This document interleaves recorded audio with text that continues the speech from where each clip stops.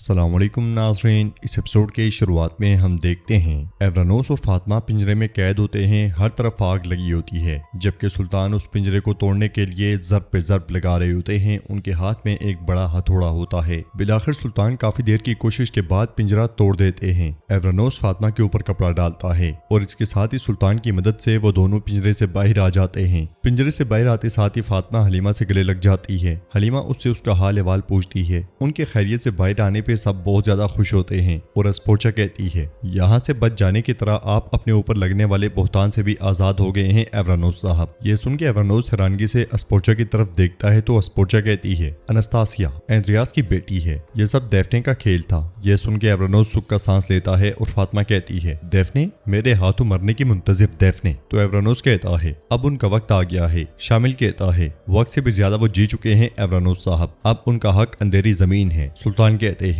हम जंगल में फैलकर उन्हें तलाश करेंगे, अब से वो किसी के साथ बुराई नहीं कर सकेंगे। ये कहते और सुनते साथ ही वो सब आगे बढ़ते हैं। रात से सुबह हो जाती है और हम देखते हैं कि दरसुन के साथी उसकी तलाश में है, जबकि दरसुन एक तरफ पड़ा होता है। दरसुन का घोड़ा भी उसके पास खड़ा होता है। दरसुन पे नजर पड़ते साथ ही उसके साथी भागते हुए उसके पास आते हैं। मुस्तफा चलती सांसें महसूस करते हुए कहता है, ये जिंदा है, जल्दी से घोड़े लाओ। ये सुनते साथ ही सिपाही भाग पड़ते हैं। मुस्तफा जख्म पे कपड़ा रखता है और कहता है, बर्दाश्त करो भाई, बर्दाश्त करो, सिपाहियों जल्दी करो, जल्दी करो। दूसरी तरफ हम देखते हैं कि जंगल में डेफ्ने मुसलसल भाग रही होती है। भागते भागते एक दरख्त के पीछे जा छुपती है। हलीमा, फातिमा और खवातीन उसके ताकुब में होती हैं। हलीमा निशानात देखते हुए कहती है, बहन निशानात ताजा लग रहे हैं, हम फैल जाते हैं। ये सुनते साथ ही अस्पोचा, हलीमा और फातिमा फैल जाती हैं। हलीमा एन उसी की तरफ आते हुए कहती है, डेफ्ने मैं तुम्हें मार डालूंगी। हलीमा को अपनी तरफ आता हुआ देखकर डेफ्ने कहती है, खुदावंद की लानत हो। हलीमा के पास पहुंचते साथ ही डेफ्ने खतरनाक हमला करती है, मगर हलीमा बड़ी फुर्ती से पीछे हट जाती है। मगर अपने आप को बचाते हुए हलीमा जमीन पे जा गिरती है। डेफ्ने उसकी तरफ बढ़ते हुए कहती है, हलीमा तुम मरोगी, मैं तुम्हारे इस प्यारे चेहरे को चीर फाड़ दूंगी। मगर इससे पहले कि डेफ्ने हमला करती, अस्पोचा का फेंका हुआ खंजर उसे आ लगता है। डेफ्ने जमीन पे गिर जाती है। फातिमा और अस्पोचा भागती हुई उसके पास आती हैं। फातिमा हलीमा को उठाती है और अस्पोचा उससे उसका हाल अहवाल पूछती है तो हलीमा कहती है, मैं ठीक हूँ। डेफ्ने अपने आप को घसीटते हुए दरख्त का सहारा लेती है और उनसे कहती है, तुम खुद को फातेह समझ रहे हो है ना अस्पोचा, मैंने अपनी बहन से ऐसी बातें कही हैं कि उसका गुस्सा तुम पर से कभी खत्म नहीं होगा। तुम जिंदगी भर दूसरी औरत के तौर पे नीलुफर का साया बन के रहोगी। ये सुन के अस्पोचा गुस्से में आगे बढ़ने लगती है तो फातिमा उसे रोक देती है और कहती है, अस्पोचा ये इसके काबिल नहीं है, छोड़ो इसे। डेफ्ने तकलीफ से कराहते हुए कहती है, और फातिमा मैंने तुम्हारा कभी ना भरने वाला जख्म खोला है। मैंने तुम्हारी शादी के दिन तुम्हारे पूरे खानदान के सामने तुम्हें रुसवा किया। क्या तुम्हें फिर से शादी करते हुए शर्म आएगी फातिमा? हलीमा उससे कहती है, बकवास बंद करो डेफ्ने, मरने के करीब हो और अभी भी नागिन बनने पर तुली हुई हो। तकलीफ से कराते हुए डेफ्ने फिर से हंसती है और कहती है, हलीमा तुम्हारे पास दिमाग नहीं है, तुम्हारे पास सिर्फ गुस्सा है। हलीमा तुम कभी भी सरदार की बीवी नहीं बनोगी, दरसुन तुम्हारा रफीक नहीं बनेगा। अगले पल डेफ्ने निढाल होकर गिर जाती है और उसका जिस्म ढीला पड़ जाता है। फातिमा कहती है, तुमने हमें बहुत से दर्द झेलने पे मजबूर किया, लेकिन तुम दोबारा किसी को तकलीफ नहीं दे सकोगी। तुमने अपने अंजाम को पा लिया है डेफ्ने। नाज़रीन, इसके बाद हम देखते हैं कि मंजर पलटता है और जंगल में यगीद भाग रहा है, जबकि एवरानोस उसके पीछे है। हवास पाख्ता यगीद भाग ही रहा होता है कि सामने से सुल्तान आ जाते हैं और कहते हैं, तुम्हारे पास जाने के लिए अब कोई जगह नहीं बची यगीद, अपनी तलवार जमीन पर गिरा दो। यगीद को चारों तरफ से घेर लिया जाता है। शामिल कहता है, कम अज कम मरते वक्त तो बाइज्जत तरीके से पेश आओ यगीद। एक तरफ से फातिमा, अस्पोचा और हलीमा भी आ जाती हैं। बिलाखिर अपने आप को बुरी तरह से फंसा हुआ देख के यगीद तलवार गिरा देता है। शामिल उसकी तलवार लेने के लिए आगे बढ़ता है और फातिमा कहती है, तुमने जिस डेफ्ने के साथ मिलकर बुराइयां की वो मर चुकी है यगीद, तुम्हें बचाने के लिए कोई नहीं बचा।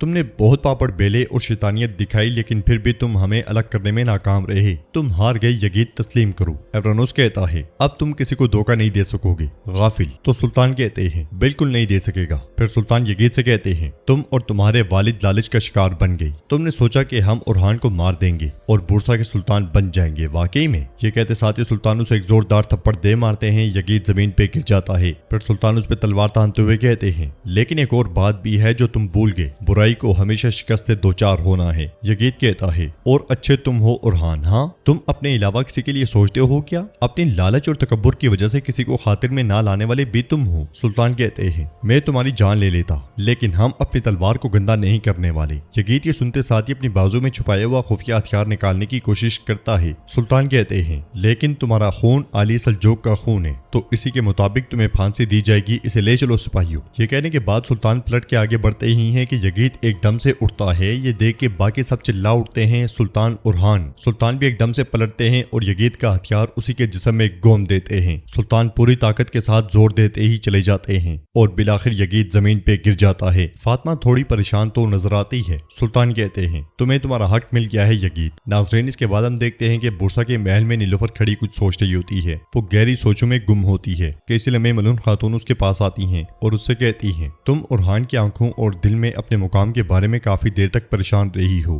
دیکھو میرے ارحان کو جو چیز اپنے لیے سب سے زیادہ قیمتی ہے وہ سب سے قیمتی چیز تمہارے سپرد کر دی ہے۔ تو نیلوفر کہتی ہے میں اس راستے پر اپنی جان دینے کے لیے تیار ہوں، لیکن اللہ جانتا ہے مجھے بہت ڈر ہے کہ کہیں میں اپنے سلطان کے اعتماد کو ٹھیس نہ پہنچاؤں گا۔ ملون خاتون کہتی ہیں ڈرو، خوف انسان کو محتاط بنا دیتا ہے لیکن اپنے دل کی طاقت کو کبھی نہ بھولنا۔ تم ریاست کی امانت کے محافظ ہو، امن کو یقینی بنانے کے لیے تمہیں ریاست سے متعلق ہر چیز کو قبول کرنا ہوگا۔ تو نیلوفر کہتی ہے ماں یہ ماضی میں رہ گیا ہے، اس خط کے ساتھ حسد، غصہ، ناراضگی سب کچھ پیچھے رہ گیا ہے۔ یہ سن کے ملون خاتون بہت خوش ہوتی ہیں۔ نیلوفر مزید کہتی ہے اب سے میں اپنی ریاست کو ہمیشہ قائم رکھنے کے لیے کوشش کروں گی، ہمارے پاس بہت کام ہے ماں، بہت زیادہ۔ یہ سن کے ملون خاتون اسے گلے لگا لیتی ہیں۔ ناظرین اس کے بعد ہم سمندریہ کے کلیسا میں شاہین شاہ، اندریاس اور شہنشاہ کو دیکھتے ہیں۔ شہنشاہ شاہین شاہ سے کہتا ہے میرے تمہیں اتنی جلدی میں یہاں بلانے کی وجہ یہ ہے کہ اب ہمارے پاس کھونے کا وقت نہیں ہے۔ شاہین شاہ پوچھتا ہے شہنشاہ اس عجلت کی وجہ کیا ہے؟ تو شہنشاہ اندریاس کو دیکھتے ہوئے کہتا ہے قسطنطنیہ سے جس خبر کا مجھے انتظار تھا وہ آ گئی، میری فوج سرحدوں کی طرف پیش قدمی کے لیے تیار ہے۔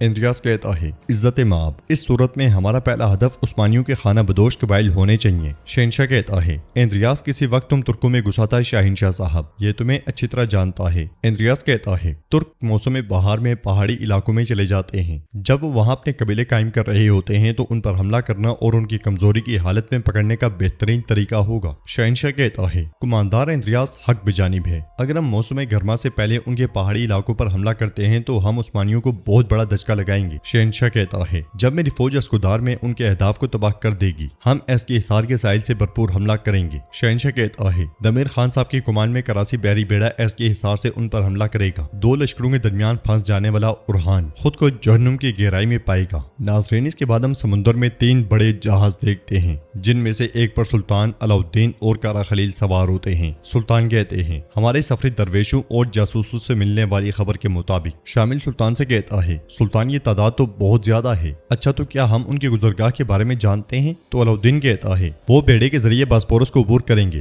اور اسکودار سے زمین پر سرحدوں کی طرف پیش قدمی کریں گے۔ توران کہتا ہے کہ زلجہ پہاڑی کو فتح کر کے ہم ان کے راستے کو نظروں میں رکھنے والی جگہ پر فائز ہیں۔ سلطان کہتے ہیں اب اس جگہ پہ لشکرگاہ قائم کریں گے، ہم دوسری پہاڑیوں کو فتح کر کے ایس کے حصار پہ نظر رکھنے والی دوسری جگہ پر شہنشاہ کو خوش آمدید کہیں گے۔ ان کا منصوبہ سمندر سے خشکی پر فوج کو مدد فراہم کرنے سے متعلق ہوگا، لیکن ہم ان کے تمام بحری بیڑوں کو کراسی بندرگاہ سے روانہ ہونے سے پہلے جلا دیں گے۔ توران کہتا ہے یا شہادت یا فتح۔ سلطان کہتے ہیں میرے صدران، میرے ساتھیوں، یہ ان سب بڑی لڑائیوں میں سے ایک ہے جو ان سرحدوں نے کبھی دیکھی ہیں۔ ہم اللہ کے سوا کوئی غالب نہیں ہے کہتے ہوئے اللہ تعالیٰ کی فتح کی تلواریں بن جائیں گے انشاءاللہ۔ یہ سن کے سب انشاءاللہ انشاءاللہ کہتے ہوئے تلواریں لہراتے ہیں اور کہتے ہیں اللہ کے سوا کوئی غالب نہیں ہے، اللہ کے سوا کوئی غالب نہیں ہے۔ ادھر ہم دیکھتے ہیں کہ سمندریہ قلعے میں شاہین شاہ بہت پریشان کھڑا ہوتا ہے۔ وہ گہری سوچوں میں گم ہوتا ہے کہ اندریاس اس کے پاس آتا ہے اور شاہین شاہ سے کہتا ہے تھوڑا سا رہ گیا ہے، تھوڑا سا رہ گیا ہے، تمہیں اپنی خواہش کی عمارت اور تخت حاصل ہو جائے گا شاہین شاہ صاحب۔ شاہین شاہ کہتا ہے میں اور عثمان صاحب اکثر شکار پر جایا کرتے تھے،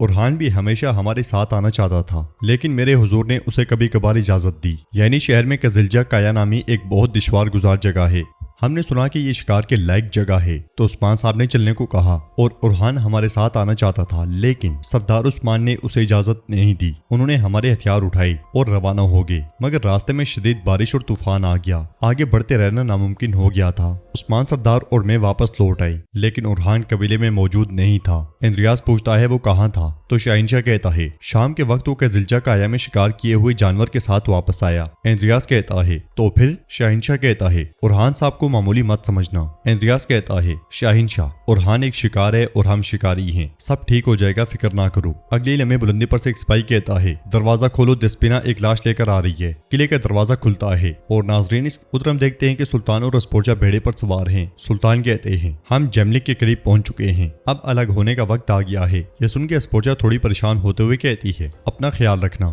بہت محتاط رہنا۔ سلطان اس سے کہتے ہیں تم پہلے ایسی نہیں تھی۔ تو اسپوجا کہتی ہے میں واقعی ایسی نہیں نہیں تھی اور تمہارے ساتھ رہ کر میں اسپوچا کے اسلوب کو جان رہی ہوں جس سے کبھی واقف ہی نہیں تھی۔ سلطان کہتے ہیں میں بھی اس اسپوچا کو خوب جانتا ہوں۔ اسپوچا پوچھتی ہے کیسے؟ تو سلطان کہتے ہیں تم میری طرح ہی ہو اسپوچا، جتنا میں تمہیں جانتا ہوں اتنا ہی یہ سمجھ رہا ہوں۔ پہلی بار میں کسی کو سمجھنے کی کوشش نہیں کر رہا، میں صرف دیکھ رہا ہوں ہمارے زخم، ہمارے خوف۔ پھر اس کا ہاتھ پکڑتے ہوئے کہتے ہیں اب ہمارے دل ایک جیسے دھڑکتے ہیں۔ اسپوچا کہتی ہے مجھے پہلے اس بات پر یقین نہیں تھا، جہاں سے میں آئی ہوں وہاں لوگ اپنے دلوں کی بات ظاہر نہیں کرتے، خاص طور پہ میں وہ انسان تھی جس نے اپنے جذبات کو دل میں دفن کرنا سیکھ لیا تھا۔ لیکن اب جب میں تمہارے ساتھ ہوتی ہوں میرے دل میں چھپی ہر خاموش بات ایک ایک کر کے زبان پا لیتی ہے۔ میں اس کی عادی نہیں ہوں۔ جانتے ہو اس میں سب سے عجیب بات کیا ہے؟ مجھے اس سے ڈرنا چاہیے، مجھے معلوم ہے، لیکن مجھے بالکل خوف نہیں آتا۔ سلطان کہتے ہیں انسان کا خوف ختم ہو جائے تو وہ خود کے قریب ہو جاتا ہے۔ تم اور میں ہمیشہ ایک دوسرے سے بھاگتے رہے، لیکن اب بھاگنے کے لیے کوئی جگہ باقی نہیں رہی۔ یہ کہتے ساتھ ہی سلطان اسے حوصلہ دیتے ہیں اور ناظرین ایپیسوڈ بھی اختتام پذیر ہوتی ہے۔ ویڈیو پسند آئے تو لائک کر دیں، شیئر کر دیں، سبسکرائب نہیں کیا ہوا تو سبسکرائب کرنے کے ساتھ ساتھ گھنٹی والے آئیکن کو دبانا مت بھولیں۔ ملتے ہیں انشاءاللہ نیکسٹ ویڈیو میں، تب تک کے لیے رکھیں اپنا اور اپنوں کا بہت زیادہ خیال۔ اللہ نگہبان۔